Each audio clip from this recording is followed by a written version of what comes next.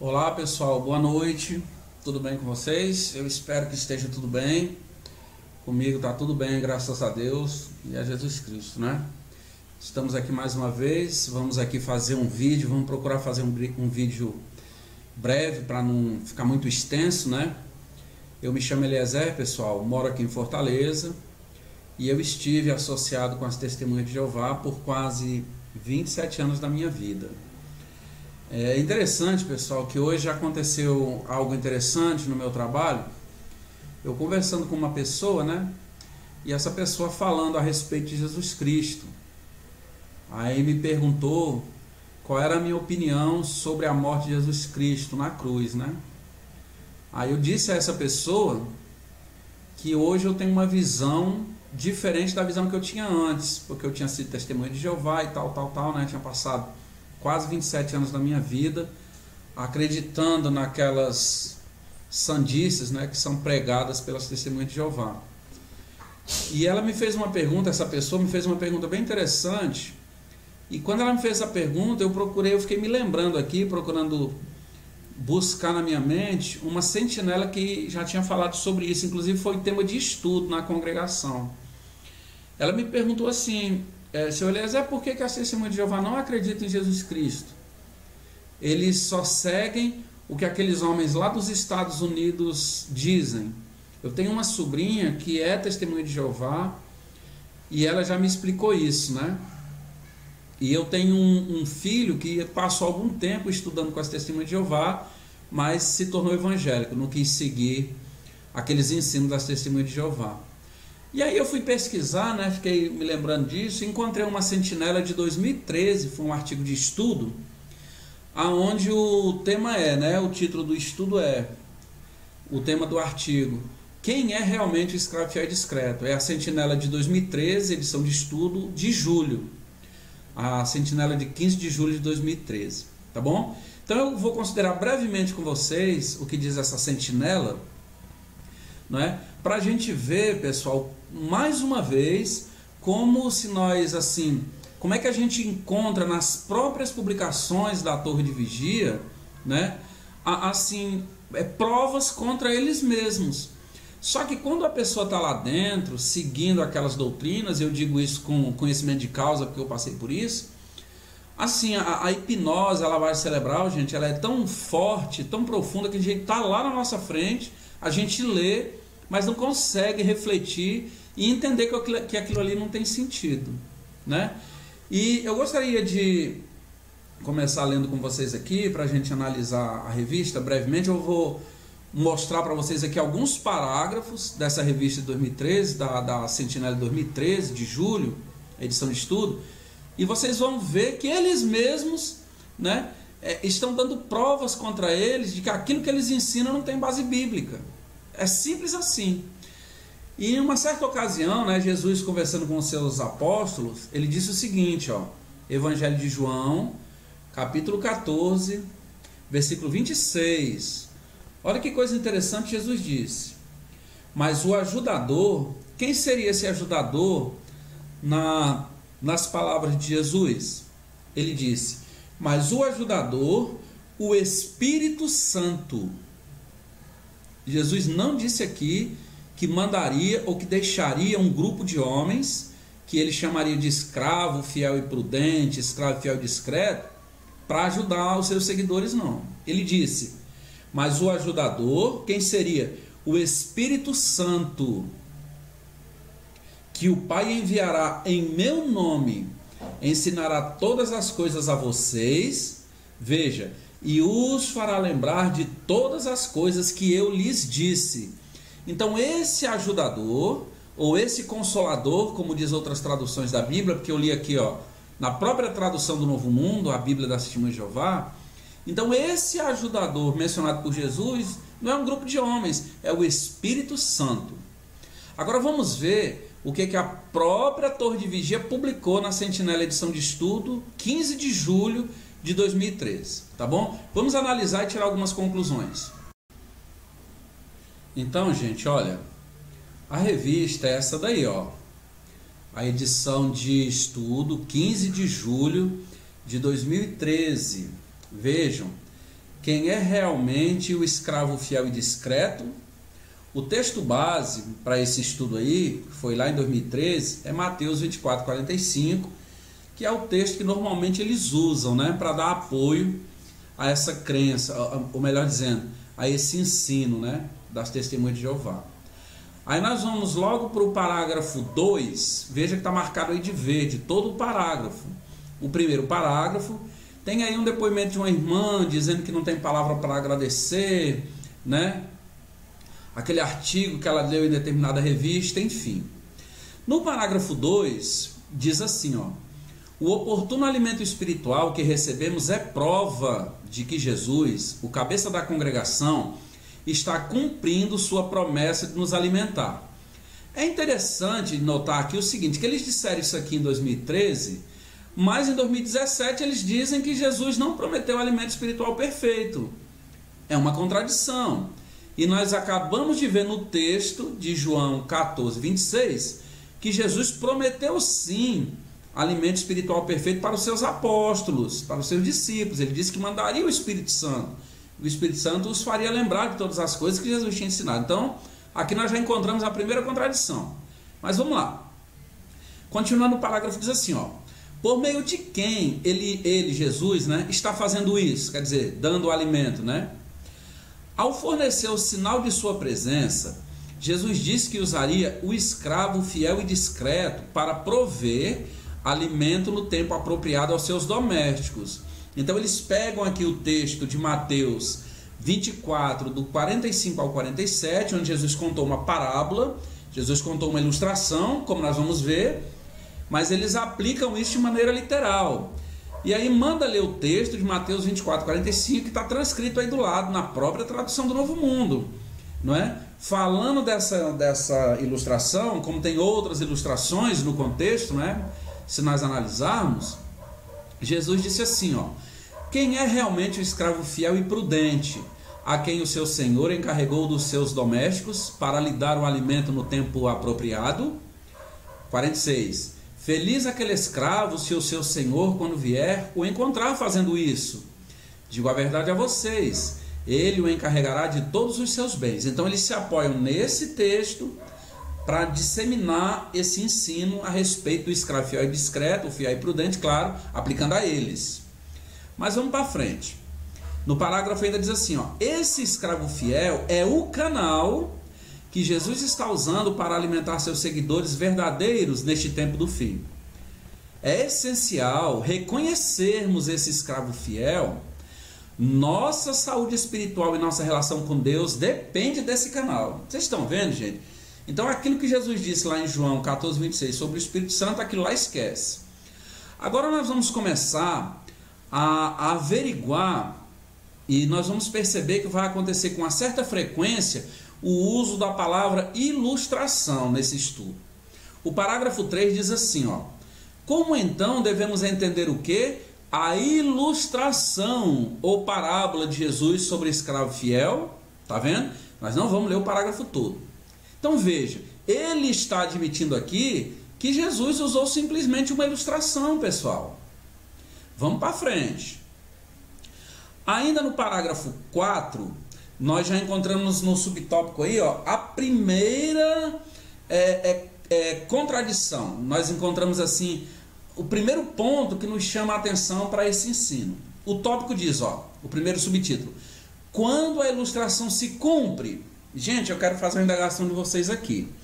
Ilustração se cumpre ou ilustração é usada para se contar um fundo moral, não é? Alguém aí já ouviu dizer que aquela ilustração, a parábola de Jesus sobre o filho pródigo, tem algum cumprimento? Ou Jesus queria ensinar algo? Alguém já ouviu dizer que aquela parábola ou ilustração de Jesus sobre aquele homem que era muito rico e que acumulou muitas riquezas no céu, né? Acumulou muitas riquezas no seu armazém, e depois disse que ia aproveitar a vida, ia curtir, ia se esbaldar. Alguém tem notícia de que aquela ilustração se cumpriu? Pelo que eu sei, pessoal, o que se cumpre é profecia. Mas ele está perguntando aqui quando a ilustração de Jesus se cumpre. Então veja que eles distorcem, pessoal, o que está na Bíblia para dar apoio àquilo que eles querem ensinar. A ilustração não se cumpre, o que se cumpre é a profecia. Mas o parágrafo 4 diz assim, ó, o contexto novamente da ilustração. Vocês estão vendo? O contexto da ilustração do escravo fiel e discreto mostra que ela não começou a se cumprir no Pentecoste de 33, era comum, mas nesse tempo do fim. Gente, ilustração não se cumpre, o que se cumpre é profecia, tá certo? Mas vamos para frente. Só um momento aí, vamos para frente aqui, tá bom? Pessoal, parágrafo 5. Vamos lá no parágrafo 5. Tá marcado aí de azul, ó. A ilustração, novamente, eles dizendo que Jesus contou uma ilustração. Vamos lá. A ilustração do escravo fiel faz parte da profecia de Jesus sobre o sinal da sua presença e da terminação do sistema de coisas. Então Jesus, quando estava falando sobre a terminação do sistema de coisas, Jesus, quando estava falando sobre o sinal de sua presença, ele contou uma ilustração. Simples assim, ele está dizendo aqui. Não é difícil entender, pessoal. E embaixo, no parágrafo 6, dá uma olhadinha lá embaixo no parágrafo 6, está marcado de azul. Ó, nesse contexto, ele vai falar, né, do capítulo 24 de Mateus, versículo 30, versículo 42 e 44, falando sobre o sinal da presença de Jesus, segundo eles, e falando também sobre o sinal da terminação do sistema de coisas. A torre de vigia diz assim, ó, nesse contexto, ao falar sobre acontecimentos que ocorreriam nos últimos dias, veja, pessoal, Jesus fez a ilustração do escravo fiel. Não é uma profecia, Jesus contou uma parábola, uma ilustração, da mesma maneira como ele contou aquela ilustração do filho pródigo, da mesma maneira como ele contou aquela ilustração das 10 virgens, 5 virgens sábias, 5 virgens tolas. Quando é que o cumprimento daquela ilustração ou parábola das virgens se cumpre? Nunca, aquilo é uma ilustração, aquilo tem um fundo moral, gente. Está aqui a torre de vigia dizendo, nunca existiu esse tal de escravo fiel e prudente ou fiel e discreto, foi uma ilustração que Jesus contou. Simples assim, eles estão admitindo aqui, é só olhar aí o parágrafo 6. Aí vamos agora dar uma olhadinha lá no parágrafo 10, né? Vamos avançar aqui um pouquinho e vamos para o parágrafo 10, ó. Na parte que está marcado de azul, ele diz assim, ó, no decorrer dos últimos dias, os irmãos ungidos, né? Esses ungidos aí entre aspas, vamos botar aqui para nossa conta. Então, no decorrer dos últimos dias, os irmãos ungidos que compõem o escravo fiel têm servido junto na sede mundial. Eu quero que alguém me mostre qual é o texto bíblico que apoia uma afirmação dessa aqui. Veja, gente, que não há nenhum texto no parágrafo, eles simplesmente estão dizendo isso por conta própria. Ó, no decorrer dos últimos dias, os irmãos ungidos que compõem o escravo fiel têm servido juntos na sede mundial. Olha só, em décadas recentes, esse escravo tem sido composto do corpo governante das Testemunhas de Jeová. Onde é que está isso na Bíblia? Aonde é, gente? Não existe, não é? E ainda diz assim, ó, note, porém, que embora o escravo seja composto de mais de uma pessoa, esse escravo, é discreto na ilustração. É uma ilustração, né? Na ilustração de Jesus, como apenas um escravo. Onde é que diz isso na Bíblia, gente? Pelo amor de Deus, onde é que diz isso na Bíblia? Vocês estão vendo? Aí ele ainda termina dizendo assim, ó, assim, as decisões do corpo governante são tomadas coletivamente. Qual é o apoio bíblico para isso aqui? Então assim, ó, quando eu pelo menos estava lá, que a gente via um negócio desse, a gente aceitava sem questionar.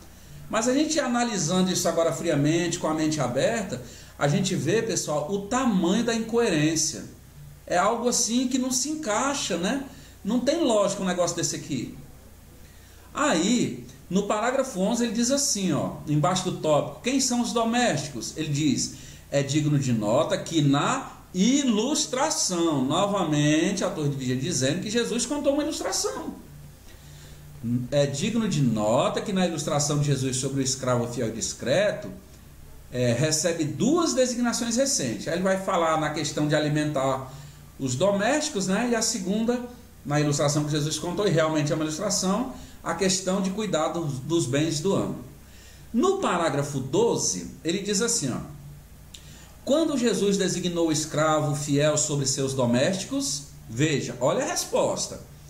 Para responder a isso, temos que voltar a 1914. Lá vem 1914 de novo, o começo da época da colheita. Então eles dizem que 1914 foi o começo da época da colheita.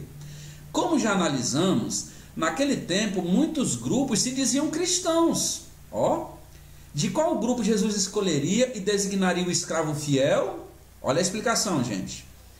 Essa pergunta foi respondida depois que ele e seu pai vieram inspecionar o templo ou o arranjo espiritual para a adoração, de 1914 até a parte inicial de 1919. E aí eles citam aquela profecia de Malaquias, né? Malaquias 3:1, onde diz que o mensageiro viria ao templo. Aquilo ali se cumpre em João Batista. Nunca isso aqui se cumpriu em Torre de Vigia, pessoal, em seguidores de Charles Taze Russell. Veja que eles dizem isso e citam o texto de Malaquias totalmente fora de contexto. Vocês estão conseguindo perceber, gente, como é complicado, como é difícil esses ensinos, né? É um ensino, gente, assim, que não tem nem pé nem cabeça. É algo que foge à realidade, foge à mente lúcida. Não tem como você aceitar um negócio desse aqui, não. Entendeu?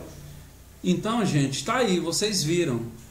É um estudo lá do ano de 2013, a Sentinela de 15 de julho, né?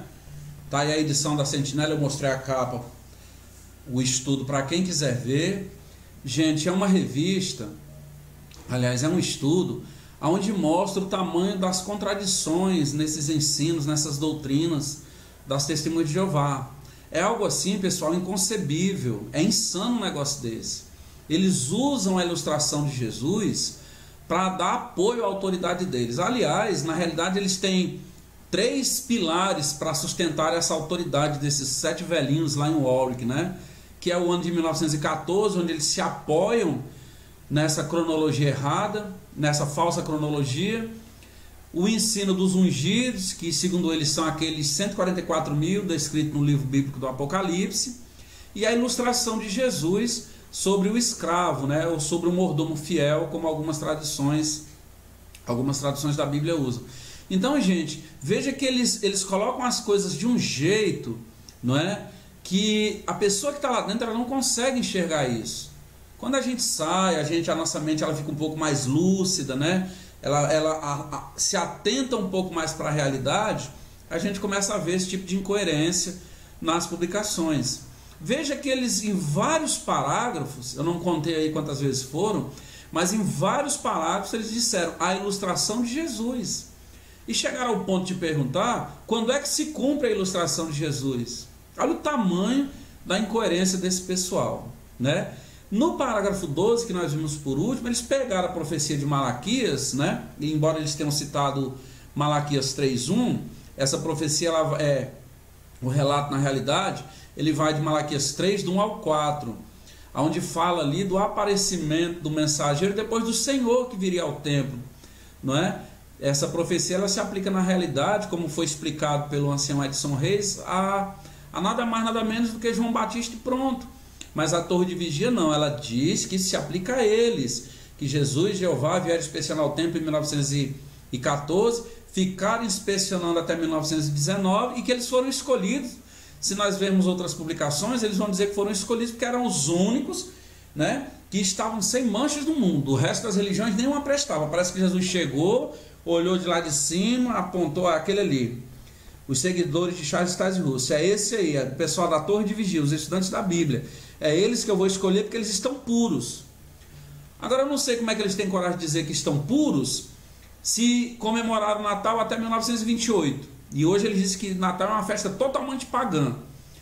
Mas quando foram escolhidos, segundo eles, por Jesus Cristo e Jeová, eles eram puros em 1914, período de purificação de 1914 a 1919, mas comemoraram o Natal até 1928. Já pararam para pensar nisso? Não é? usavam o sinal da cruz até anos posteriores. O sinal da cruz não, perdão, usavam o símbolo da cruz até anos posteriores. Não é verdade? Até 1974, você podia ser testemunha de Jeová e podia fumar, não tinha problema nenhum. Eu não sei que pureza era essa que esse povo tinha, não é? Que essas coisas eles só vieram abandonar ou deixar determinadas práticas muitas décadas depois, como foi o caso do cigarro. Mas diz que Jesus escolheu eles. Então, gente, a pergunta é: será que vale a pena, será que é proveitoso seguir esse grupo de homens cegamente? Você seguiria alguém que chamou Jesus de mentiroso? Porque eles chamaram Jesus de mentiroso. Você seguiria alguém que chamou Jesus de mentiroso quando disseram: Jesus, na verdade, não prometeu o alimento espiritual perfeito? O apóstolo Pedro, na 1 de Pedro 2,22, lá disse que não se achou engano na boca de Jesus. E agora? Você seguiria esse tipo de pessoa, de líder? Então, gente, fica aqui a reflexão. Eu, graças a Deus, saí de lá.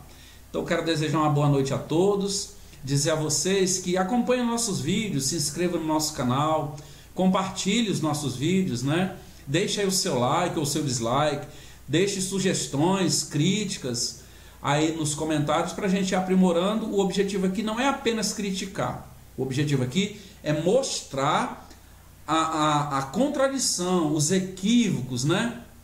A confusão que é esse ensino, essa doutrina da torre de vigia. Tá certo, gente? Fique com Deus, na paz de Jesus Cristo e até uma próxima ocasião.